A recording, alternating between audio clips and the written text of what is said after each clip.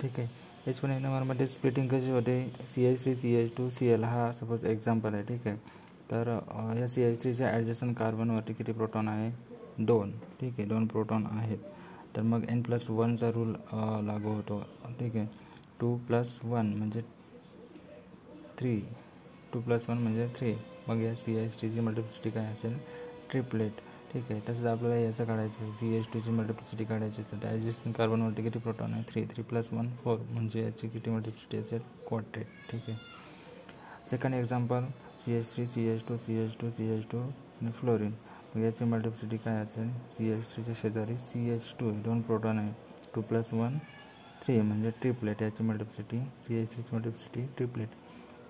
मग CH2ची मल्टिप्लिसिटी काय असेल, ॲडजस्टंट कार्बनवरती 3 हायड्रोजन CH3. ठीक आहे. याच्याकडे 2 हायड्रोजन म्हणजे असे 5 हायड्रोजन आहे.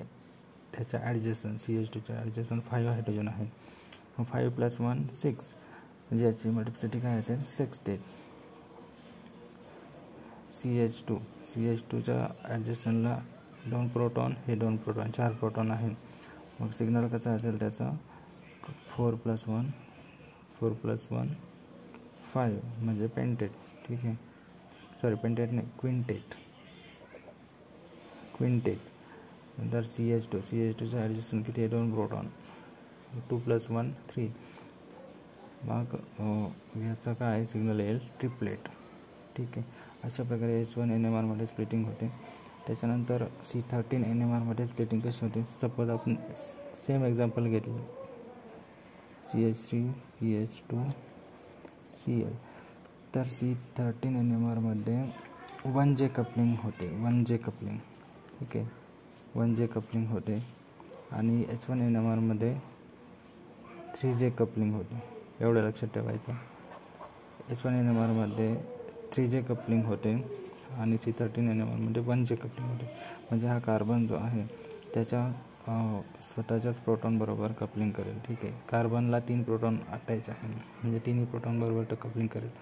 म्हणजे त्याचा सिग्नल काय येईल, 3+1. 3 प्रोटॉन आहे आणि N+1 मधला 1. ठीक आहे. 3+1 4 म्हणजे सिग्नल कसं येईल, क्वाड्रेट. हा कार्बन, ह्या कार्बनचा सिग्नल कसा येईल, 2 प्रोटॉन, 2+1 3, ट्रिपलेट. अशा प्रकारे. ठीक आहे. नंतरचं एक्झाम्पल आपण बघूया, CH3 CH2 CH2 CH2 आणि फ्लोरीन. हा कार्बनच्या सेल्फ प्रोटॉन बरोबरच कपलिंग करेल. ठीक आहे. 3 प्रोटॉन आहे, N+1 म्हणजे हा कार्बन काय देईल, कोणतं सिग्नल येईल, क्वाड्रेट. हा कार्बन काय देईल, ट्रिपलेट. हा कार्बन काय देईल, हे 2 4, 4+1 5 म्हणजे काय देईल, क्विंटेट. हा कार्बन, या कार्बनच्या ॲडजस्टंटला 2 प्रोटॉन आहे, 2+1 3, ट्रिपलेट. ठीक आहे. अशा प्रकारे आपण बघतो स्प्लिटिंग. ही झाली स्प्लिटिंग कशी बघायची. त्याच्यानंतरच्या व्हिडिओमध्ये आपण डायरेक्ट ऑर्गॅनिक स्ट्रक्चर डिटर्मिनेशनचे जे प्रॉब्लेम असतात अशा प्रकारचे हे आपण सॉल्व करणार आहोत. ठीक आहे. डायरेक्ट क्वेश्चन पेपरच सॉल्व करणार आहोत. ठीक आहे.